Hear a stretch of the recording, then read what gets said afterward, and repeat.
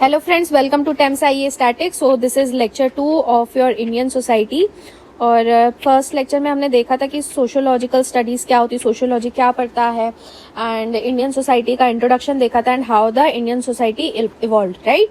अब हम इस लेक्चर में देखेंगे, यहाँ से स्टार्ट कर रहे हैं हम basically demographic structure of Indian society, demographic structure of Indian society. ठीक है, अब इसमें हम अलग अलग चीजें पढ़ेंगे। First of all we'll see what are demographic studies, what is the demographic data, how it is collected. ठीक है, तो एक ब्रीफ इंट्रोडक्शन रहेगा यहाँ पे, and then we'll study about the various theories which are related to demography.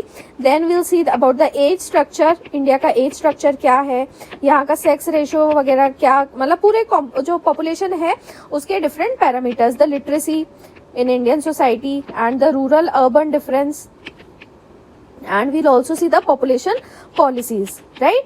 तो आज हम सबसे पहले स्टार्ट करेंगे with डेमोग्राफी और डेमोग्राफिक स्टडीज क्या होती हैं, various types of demographies and all. So it would be an interesting lecture, I hope you would like it. इसलिए पहले से आप लाइक कर दीजिए और ज्यादा सोचिए नहीं, क्योंकि अच्छा ही लगेगा आपको, I am assuring you, right. तो सबसे पहले डेमोग्राफी क्या होती है, what is demography. So it is the simple terms में systematic study of population, population की सिस्टमैटिक स्टडी करना is known as demography. Now it is taken from two words, that is demos, demos का मतलब होता है people, and graphein, और graphein का मतलब होता है डिस्क्राइब करना। सो बेसिकली अगर इसके लिटरल मीनिंग भी देखें तो it means the description of people.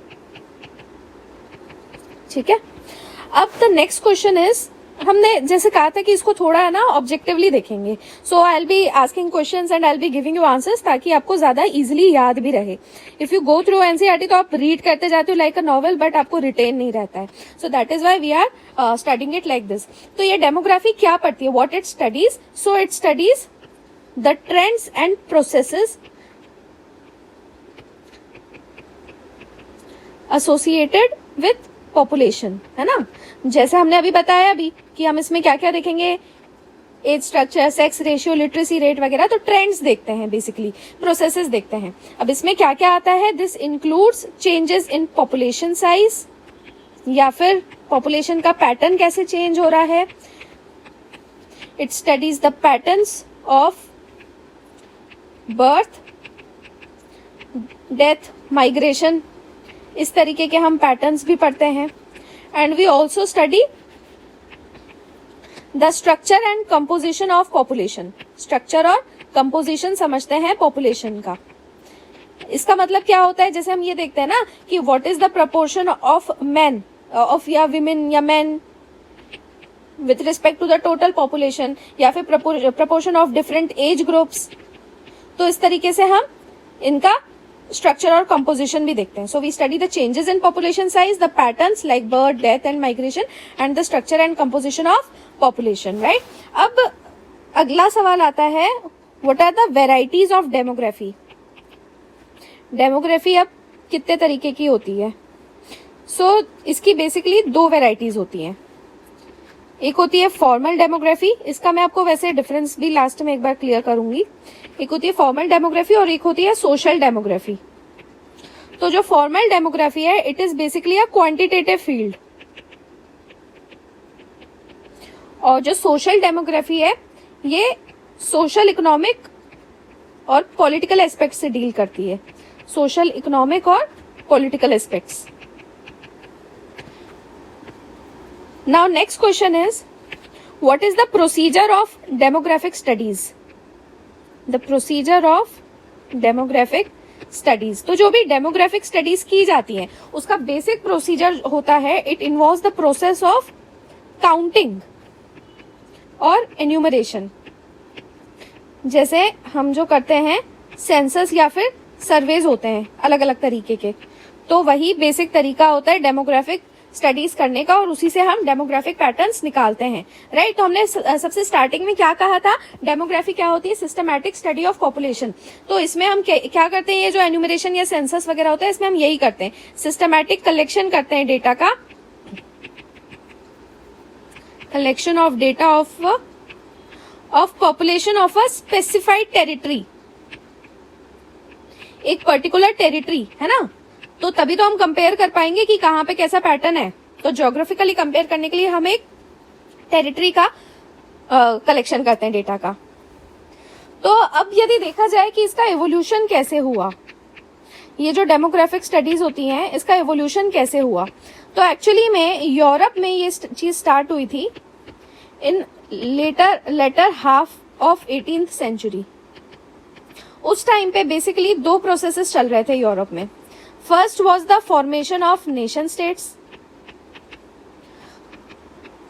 Nation states उस टाइम पे बन रहे थे, है ना। नेशन स्टेट्स क्या थे, they were the principal form of political organisation. तो उस टाइम पे एक तो ये इवोल्यूशन हो रहा था, पॉलिटिकल ऑर्गेनाइजेशन के फॉर्म से, है ना। और दूसरा हो रहा था, there was the beginning of modern science of statistics.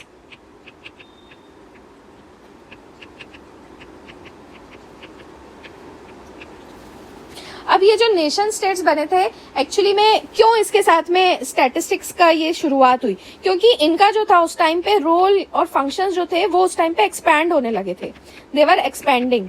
हम अभी समझ रहे हैं कि कैसे इवॉल्व हुआ, तो उसमें मैंने आपको बताया कि नेशन स्टेट्स आए और साथ में स्टैटिस्टिक्स। तो ऐसा क्यों हुआ, क्योंकि स्टेट्स का रोल्स और फंक्शंस और ज्यादा एक्सपैंड हो रहे थे।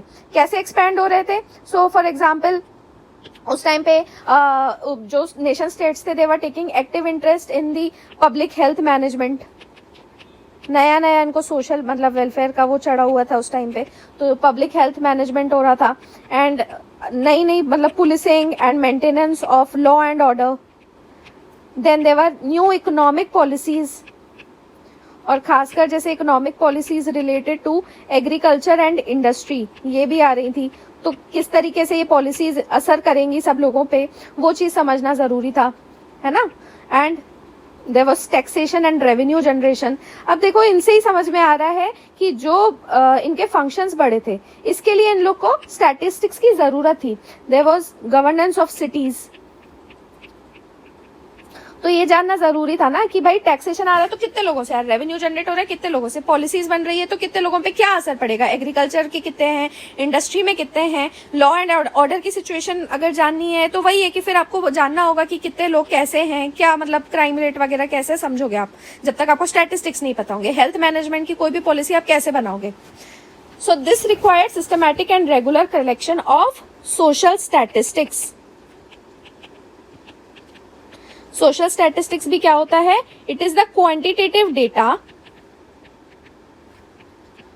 On various aspects of population and economy. Population और इकोनॉमी के अलग अलग एस्पेक्ट्स का quantitative data. So this was census. तो सबसे पहला जो सेंसस हुआ था, most probably it was the American census, ये हुआ था 1790 में। So it was most probably the first modern census. और अगर इंडिया की बात करें तो इंडिया में सेंससेस जो शुरू हुए थे वो 1867 टू 72 में स्टार्ट हुए थे। ओके, किसके अंडर हुए थे आप मुझे बता सकते हो। It was they were started by the British. तो कौन थे उस टाइम पे, Lord. So this is a question for you कि पहला सेंसस जो हुआ था वो किसके अंडर हुआ था। आई होप आप में से ज्यादातर लोग ने पढ़ा होगा। And then regular census start हुए थे, 10 ईयरली सेंसस, यानी जिसको कहते हैं डेसीनियल सेंससेस। ये सेंसस शुरू हुए थे सिंस 1881 और इंडिपेंडेंस के बाद भी ये कंटिन्यू हो रहे थे। सो आफ्टर 1951 से देखा जाए तो 7 सेंसस हो चुके हैं। The last one was in 2011, 2021 में होना था। सो this is another question for you, why the census of 2021 delayed. Common sense question है, इसमें ज्यादा कुछ है नहीं, बता देना। ओके, कमेंट सेक्शन में जरूर बताइएगा। आप में से कुछ लोग हैं जो बहुत अच्छे आंसर्स देते हैं, like we were seeing in the art and culture series as well. So मतलब from next time onwards I will call out the names also, जो मतलब बहुत एक्टिवली पार्टिसिपेट करते हैं। ओके, अब जो इंडियन सेंसस होता है, it is the largest exercise of the world. ऐसी होने वाली वर्ल्ड की लार्जेस्ट एक्सरसाइज है।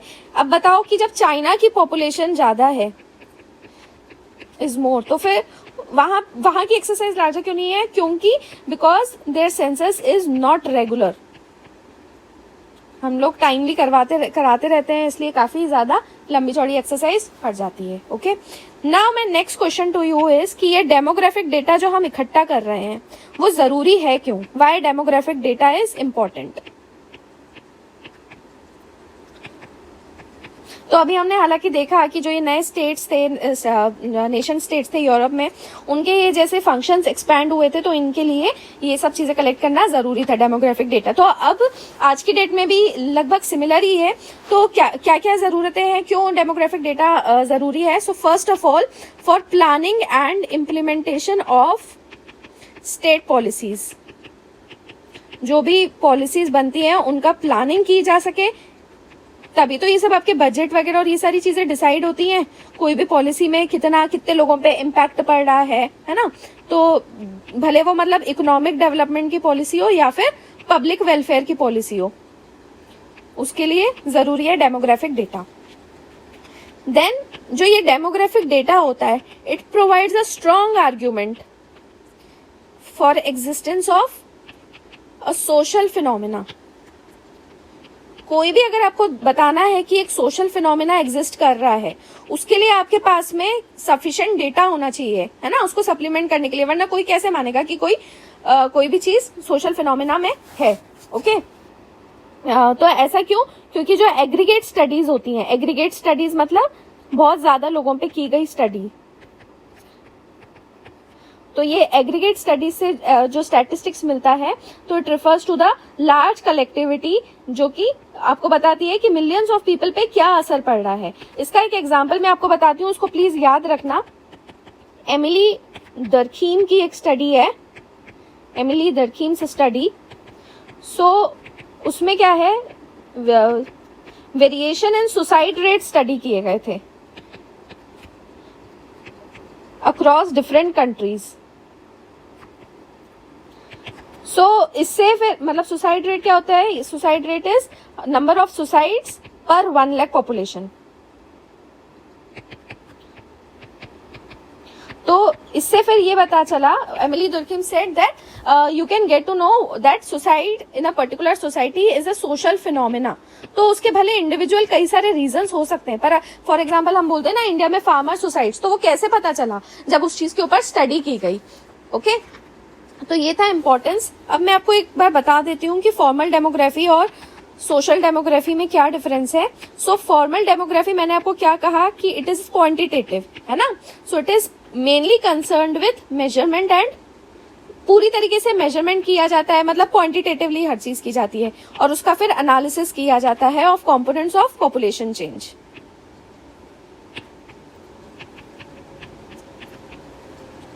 तो इसमें मेनली जो आपका फोकस रहता है वो क्वांटिटेटिव एनालिसिस पे होता है। और जो सोशल डेमोग्राफी है उसी को हम बोलते हैं पॉपुलेशन डेमोग्राफी। तो ये थोड़ा वाइडर कॉजेस को इंक्वायर करता है, it enquires into wider causes, ज्यादा डेप्थ में जानने की कोशिश करता है कि पॉपुलेशन में क्या चेंजेस आ रहे हैं और स्ट्रक्चर वगैरह कैसे चेंज हो रहा है। ठीक है, it enquires into wider causes and consequences of population structures and change. तो बेसिकली इसका जो बैकग्राउंड होता है सोशल डेमोग्राफिक पॉपुलेशन का, जैसे इसका क्वांटिटेटिव होता है फॉर्मल का, तो उस तरीके से पॉपुलेशन में ये आपको पॉपुलेशन डेमोग्राफी या सोशल डेमोग्राफी में ये सोशल रीजंस जानने की कोशिश करते हैं कि इसका किसी भी चीज का सोशल रीजन क्या है, कोई भी पॉपुलेशन ट्रेंड का। फाइन, तो ये था इसका difference and this was a brief introduction about demography. Next lecture में हम थ्योरीज और कंसेप्ट्स पढ़ेंगे, so do join that lecture as well and I hope you like it. अच्छा लगा तो प्लीज लाइक कीजिए, शेयर कीजिए एंड चैनल सब्सक्राइब नहीं किया है तो do subscribe to the channel. Thanks for watching, have a nice